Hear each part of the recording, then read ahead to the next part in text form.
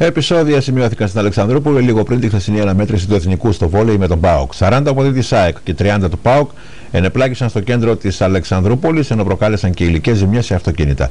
Οι πληροφορίες αναφέρουν ότι οι αρχές δεν προχώρησαν σε καμία σύλληψη ή προσαγωγή.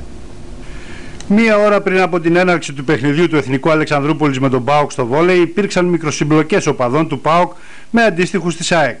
Συγκεκριμένα 70 περίπου οπαδοί, 40 της ΑΕΚ και 30 του ΠΑΟΚ, προκάλεσαν επεισόδια στο κέντρο της Αλεξανδρούπολης, ενώ διαλύθηκαν λίγο πριν φτάσουν οι δυνάμεις της αστυνομίας.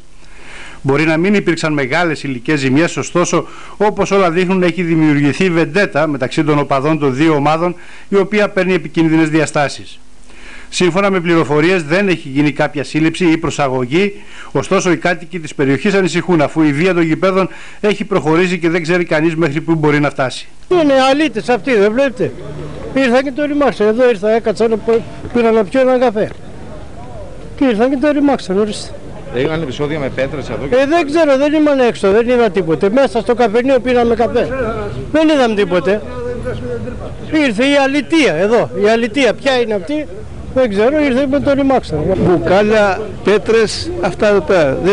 Δεν ήμουν στο επεισόδιο. Μετά από 1-2 λεπτά. Η κατάσταση είναι αυτή εδώ.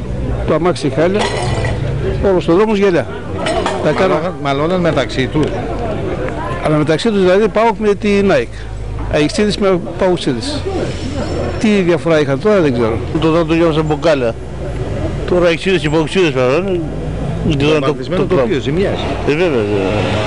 Μεγάλη ζημιά είναι χαμός. Τώρα τι νεαροί τους είδα, τους πήγαινα πάντα σε κλούβα και ταμπάτ. Τώρα προς το γήπεδο παραπάνω.